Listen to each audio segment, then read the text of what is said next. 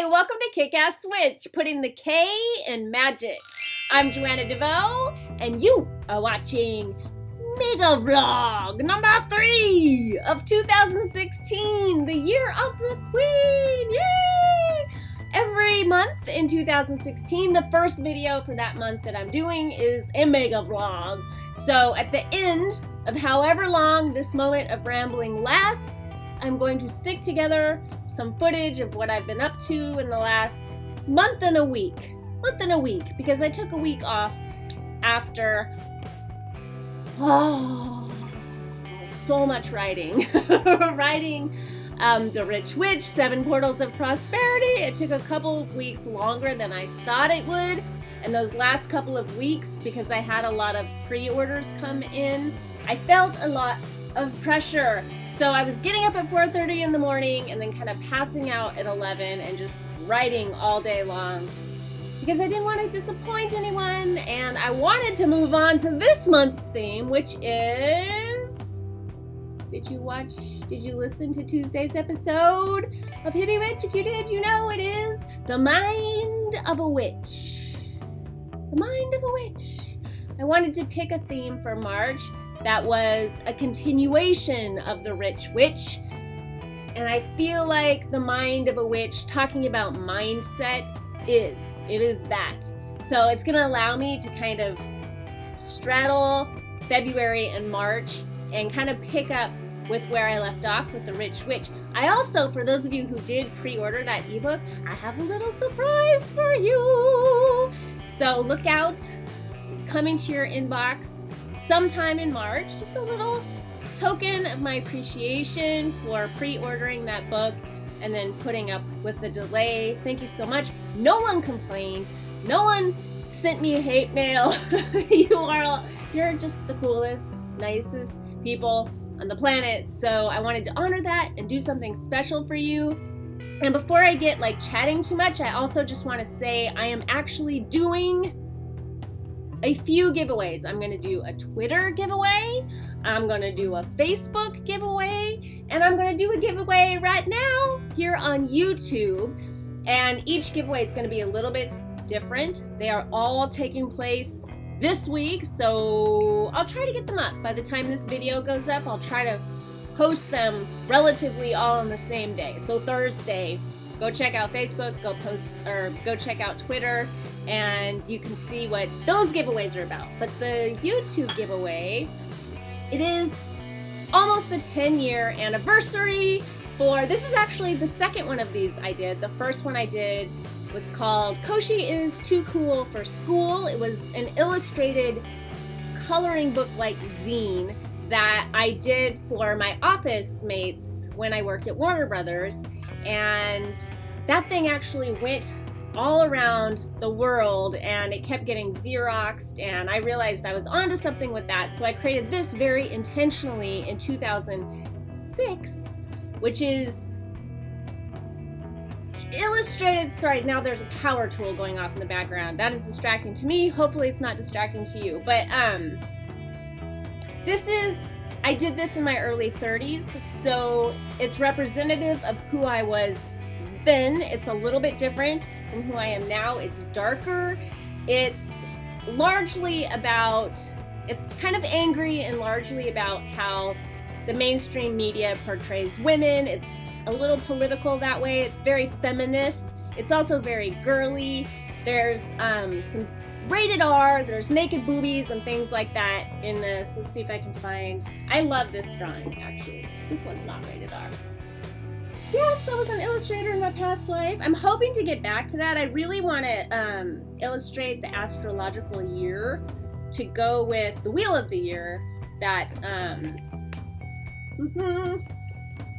that I did. I actually just packed up a copy of this for Annika Garrett, Molly Roberts, and Kellyanne Maddox, because those are the 3 baddest, artsiest witches that I know.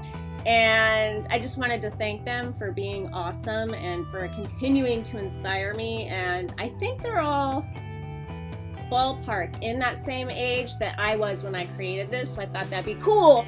And because I'm coming up on my anniversary, and because I still have quite a few of these that I actually still mail out when people buy them, I thought I would give you a chance to win one. And just make sure, let me find a booby picture so you can see what I'm talking about. Where's the boobs? Here, see? Boobs. There's boobies in here. So I would prefer that this goes to a woman, unless you're a man that's really, really, really into this stuff. Somebody who loves lowbrow art. If you want to be this person, tell me in the comment section down below. I will put your name into a drawing, and then I'll just let a few days go by. I'll let that pile up, and then I'm not going to make a big deal about it. I will just put everybody's name into a hat, spin it around, pick a name out, and then I will tell you in the comments section, like, yay, you won the coloring book. It's Will Work for Food, a coloring book for grown-ups. There's a lot of kind of snarky, thoughtful poetry in here, addiction, blah, blah, blah. This is really, you can see the beginning of my witchiness kind of coming out in this illustration right here. That is an amanito with a seeing eyeball. So yeah, one of you is gonna win this. Just tell me in the comment section down below. Why? Why do you want this? Are you into the coloring book craze that's going on? I feel like I was ahead of my time. I made this up, a coloring book for grown-ups, and now coloring books for grown-ups is totally a thing, which is cool, which is awesome. This is my new queen necklace, and I wanted to show you a couple of things that I got on the queen theme that I got this year. I posted this. Oh, you're gonna see my light there. Eric Silverman did this. I feel like I'm like an honorary oracle card or tarot deck, but he drew that for me. Isn't that cool? And then what I love is in the package for that, he sent on one end, it's like a pendulum for divination. And then the other, he didn't know. This is before the Spiritually Mature Witch came out. 5 keys to unlocking your personal power, and each key has like a little key before that chapter starts in the book. Look, this came like right as I was publishing that. Isn't that amazing? Thought that was so awesome. And then the other queen thing I wanted to show you, and has a little story to it, is a coaching client slash awesome woman friend lady that I adore sent me this for Christmas, and there's a queen on a skull. Can you see? I love tea. I love all things queen, and I love like that kind of dark, the skull, like, you know, death, the life, death, life cycle. She sent this to me. There's another one right here on the saucer. She sent this to me as a gift, and it got stolen off of my patio. And the post office made me go jump through a lot of different hoops to see if, because she had insured it for $50, and it went in under investigation. And in the end, the post office denied me the reward, so it wasn't covered. They did not honor that she bought the insurance, and they did not replace the cup and saucer. I felt horrible for her. I felt awful for the Etsy seller who had made the thing. She does these custom, and just the whole thing sucked. It felt icky, but there was nothing I could do about it. So I just tried to let it go.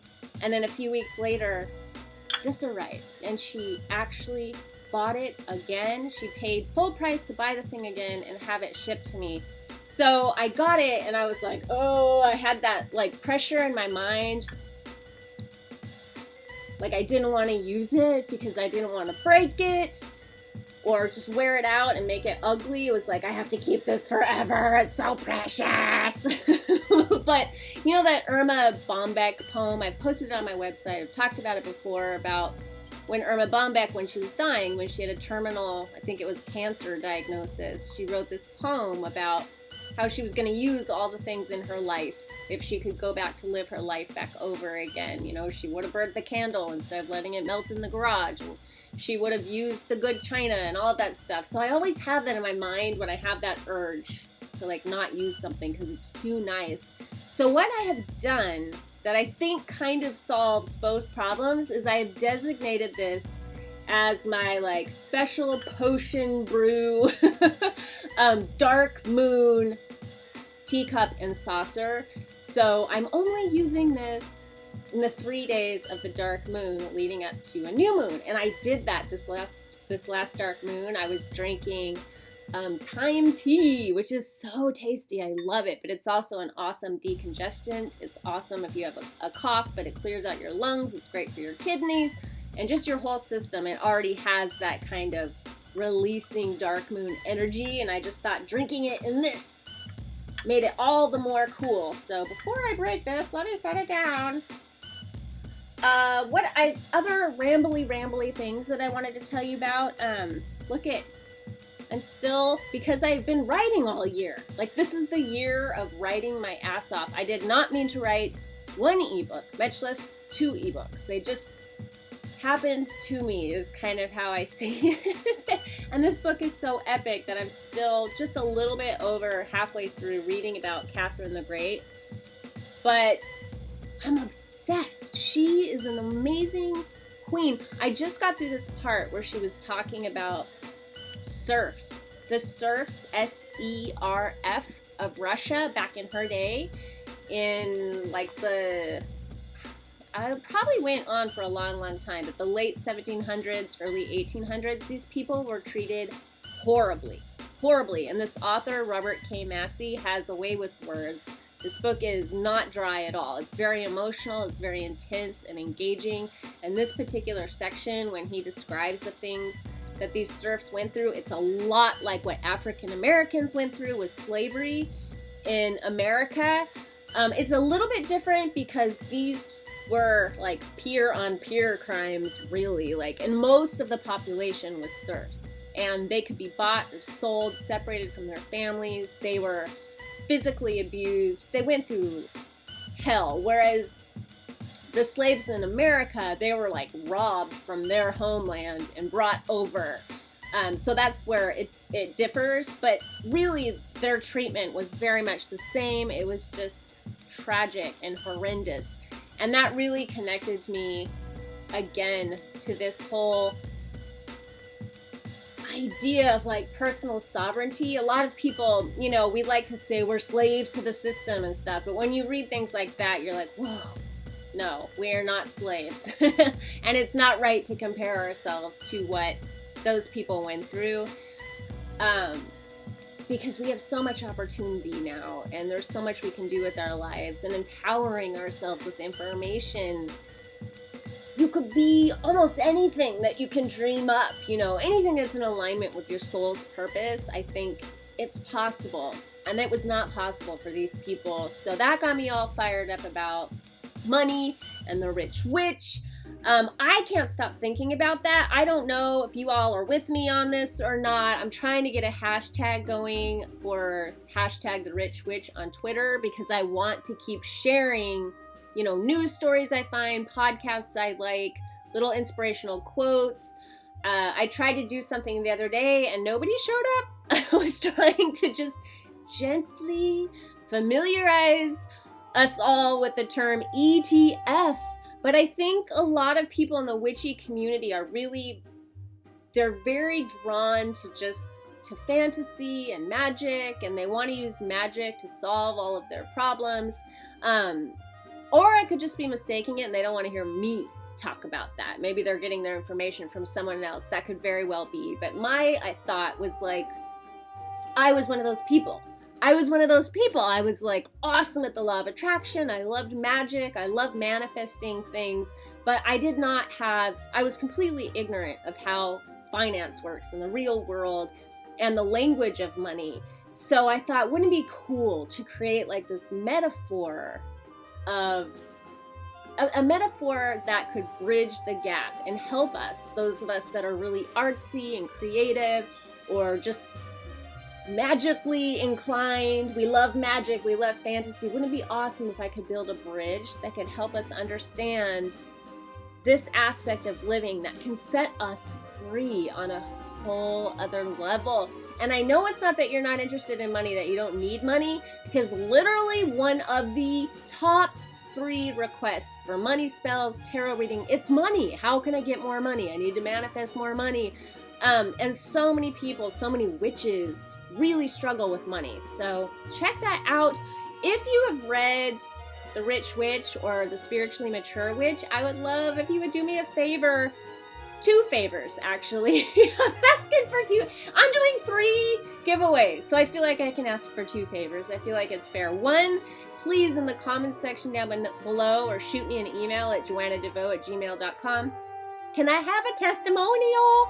Because I'm going to be now doing something I haven't done yet, and that's marketing to strangers. So you'll probably see a video commercial thing here on YouTube for each of those ebooks. If I follow through with my own plans, you will. I'm definitely having like an upper limit kind of moment with this because I'm really comfortable with you all, but bringing strangers into the fold or just introducing myself to a big bunch of strangers cold, I'm feeling that stranger danger. It's bringing up a lot of insecurity for me. So that's the second request, is just send me good vibes, positive vibes, as I'm like laying it on the line on a different level here with strangers. And I'm a little bit insecure about how that's going to go, how people are going to react to me. So I'm going to take that leap. I will talk about upper limits on next Tuesday's episode of Hippie Witch. I was just talking to my friend Dawn about that last night, and I just mentioned it here. So I think that's a really awesome thing to talk about when we're talking about the mind of a witch. And I'll explain what upper limits are anyway. But I'm taking my business to the next level. I want to serve a wider group of people, hopefully loving, witchy, awesome people. Testimonies will help me, testimonials, and just good vibes. Good vibes. That would be awesome. And what else? There's other things I wanted to say. Let me see if I forgot. Mind of a Witch, a giveaway. Yes, I mentioned that. Oh, this is the book that I'm in. I've showed you this before. It's called In Search of Home, and parallel to reading about Catherine the Great. I mentioned, I think last month, that I'm reading that because she was instrumental in creating what is called the Germans from Russia, which is a very, very, very tiny, specific ancestry of which I am a part. That is a very specific kind of person. The Germans from Russia were Germans that were brought over to Russia. They worked farmland in Russia for a brief time, and then they all came to America in a fairly short window of time, between like the mid 1800s up until World War II. They all came to America. The fascinating thing about this that I'm learning is basically I'm an inbred. The same like tiny handful of families migrated from Germany to Russia and Russia to America together, and they kept marrying each other and having kids, and cousins marrying cousins. So, I mean, Hinz, Brost, Hoffman, Titi, kinship. It's the kinship. I asked my mom about it. I was like, we are inbreds. Like, all of these people, like, they just kept marrying the same last names over and over again. She's like, well, yeah, we were a clan. So that was really exciting and interesting and weird to learn about. I also, something that's fascinating is I really went digging for our pagan roots, or any sign in this book in particular about witches, anything that was witchy, and I really found nothing. We're a very religious clan, and also there was like one moment of sexism that kind of touched my heart, where one ancestor of mine was frustrated because traditionally the men received the inheritance and her brothers got all of the land when their father died. So she complained about that, and when her mother died, her mother left her a piece of land. And just saying that, it kind of it gets me choked up. But there's nothing in here that's witchy or pagan, so thank God for the internet, because I went digging and I literally found the exact area on the map Holm, Bessarabia is where they were in Germany, along the Black Sea, Holm, Bessarabia. I have the house numbers. They no longer exist. They were like these little sod huts where my family lived because of census bureaus that you can access online. I literally could like fly over to, well, it's not Bessarabia anymore. What is it? It's Moldova and Odessa, I think, is where it is. And then before that, anyways, I have the zip code. I could just drive to where they used to live, which is just fascinating. I might actually do that one day. Heather, if you're listening, I Googled it. It's like 3.5 hours from your house, maybe 4 by airplane. So maybe I can stay in your awesome, like, Annie's Nin farmhouse and visit you finally for the first time, and then fly over to the Black Sea to check out where my ancestors are from. Tracing it from there all the way up to Prussia. The part of Prussia that they were from is modern day Poland. And then this is where, again, things get really annoying and sad because the Teutonic Knights, they came in, I want to say in the late 1200, late 1200, something like that. They came into that area and slaughtered the pagans and destroyed all of their records. So it's very difficult to get specific facts about who my pagan ancestors were. And I feel like I'm so close because I can trace it all the way back to the land they're from. The clan was so tight that it's a pretty pure bloodline that way. So I was really excited about being able, I'm sorry, is this even interesting to you? I don't know. It's interesting to me. I'll wrap it up here. But it's just frustrating. I think that's just such a tragedy when religions come in, they conquer an area, and they just wipe out all of their histories, destroy their artifacts. So what remains is largely, there are some stone, I think they're called babas, some very primitive looking stone monument-y rock looking things. I think that's the only thing that exists. And then whatever pagan mythology that there was for that area, it got rolled over into folklore. So there's a good handful, maybe like a dozen to 24 books on the Germans from Russia. I have a couple on order so I can continue this craziness. I can't stop. It's really fascinating to me. But a lot of them are like $150 because they've been out of print since the 70s, or there's just like a tiny run done because, like I said, we're a small population in the world. It's not like a big market. Nobody's writing a book about Germans from Russia and thinking they're going to get rich on it. They're not getting big publishing deals. So if I want to buy those books, it's like $150. I found one book called Sundogs and Sunflowers that's about the folklore and folk art of the Germans from Russia, and I actually bid on it on eBay and I got it for under $20, and it's gonna be here in a couple of days. So I think so far that's as witchy as it's gonna get, and I'm really excited. They used to they had a lot of weird traditions. For Christmas, they did like a trick-or-treating kind of thing, and then St. Nicholas had like a bad guy, like a good cop, bad cop situation. So there was like this guy, he was all black, and he had horns, which is very pagan, but he was like the black guy. He was like this black, I mean like literally black. I don't mean like African American black. I mean black as night with horns. And sometimes the adults would dress up as this guy to scare the children, to keep them in line.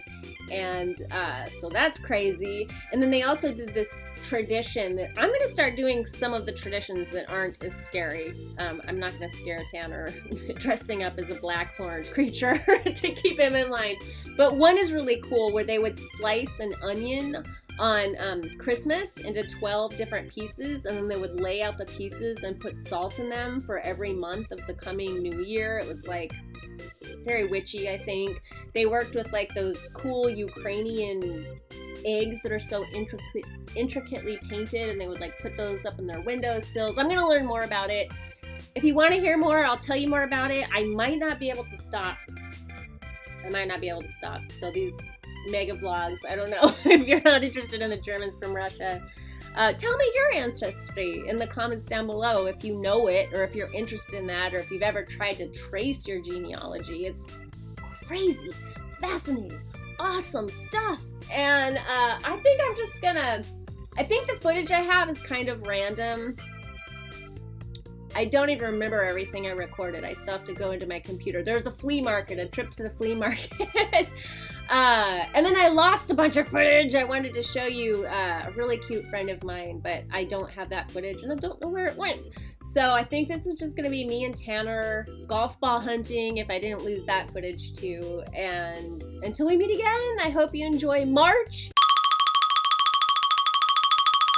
I don't think this little camera is gonna pick it up, but there's a drum circle over there going off. Like maybe the best drum circle ever. And the kid and I are hiking to the top of Griffith Park to watch the sunset. It's really cool when you get to the top because the Hollywood sign and the observatory are all, once you get up there, that's where you are. So that's what's on the other side of Glendale. But really, we come for the nature. This is like one of the best, maybe the best nature walk where I live. And it changes all the time because it's nature. And it is the dark moon tonight. It's so beautiful. Fern Canyon Trail Amphitheater. You can tell that LA is not a football town. Like, not at all. I mean, we definitely have those people. Mark, hello, if you're watching. But in general, not so much because it's packed up here. And I'm falling down the stairs trying to film this. It's packed up here with people. And the Super Bowl is happening right now.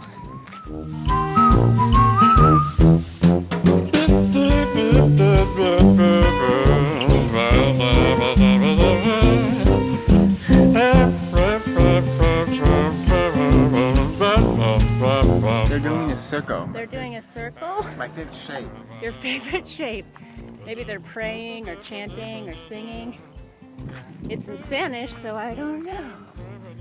You see a lot of that up here. People doing yoga, people meditating as the sun rises and the sun sets. We always pass a few horses, and we've passed the coolest dogs today, but I don't know, I always think it's rude to whip out my camera on the fly and start recording strangers and their dogs. And everybody's going so fast, there's really not enough time to be striking up a conversation to get permission. Can I put you on YouTube? We made it. That is the ocean in the background with the sun there. West Hollywood, Hollywood, downtown Los Angeles, Silver Lake, and Glendale.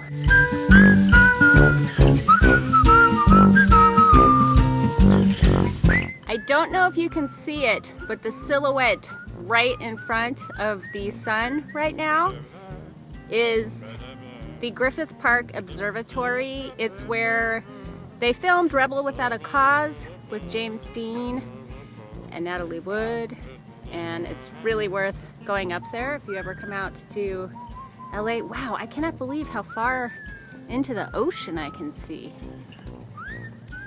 It's a really clear day. That's amazing. I don't think you can see it, but I can. There are snowy mountains over there to the east. So you kind of get it all here. I think that's one of the reasons LA is so popular. You have like dirty, smoggy city down below, beautiful nature hikes up above, the ocean to the west, the snowy mountains to the east. I love it unless it's really, really hot, but that's only because I don't have air conditioning. That's when you'll hear me on my podcast fantasizing about moving to Portland. There it goes, you see? You might miss it. There it goes. Going. It's going. Going. Goodbye, sun. I'll see you in the morning. I'll see you in the morning. Goodbye. There it goes. Ooh, we are going shopping on Valentine's Day at the Rosebowl flea market. I thought it'd be fun to take you guys with us. So here we go. Check out this long line. Oh yeah. Good thing we are in this gorgeous Pasadena neighborhood and there are lots of super groovy mansions that we get to stare at while we wait. I mean, hello! It's like a fairy tale.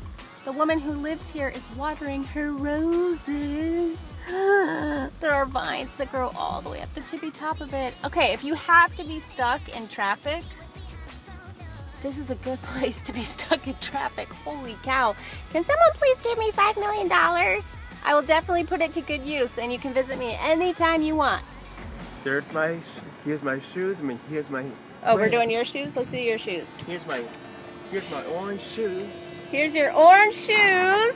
And here's my glasses, my head. Your glasses and your head and your eyes. Perfect outfit of the day at the Rosebowl Flea Market.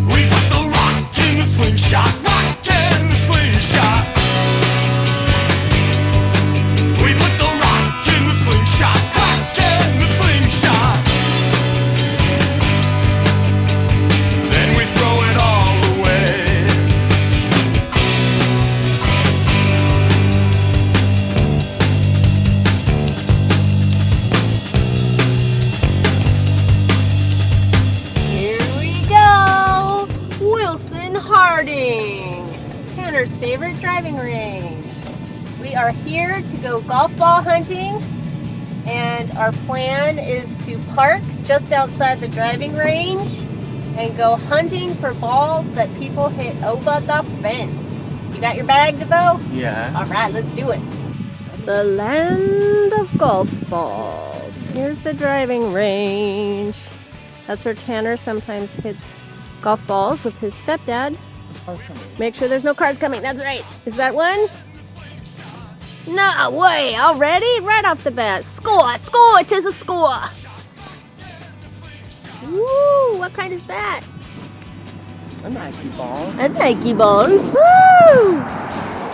It's like Easter egg hunting, but with golf balls. Yes. Gosh. We're going to keep going. That tree is so cool. Another one.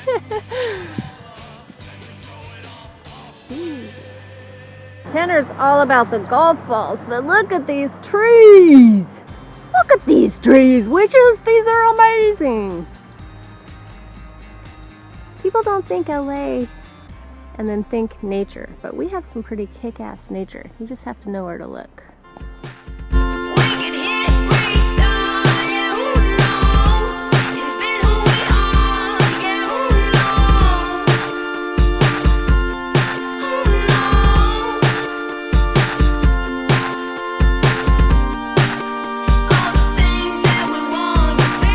We are the scavengers of golf ball parasites. This is really fun, actually. You should try it sometime.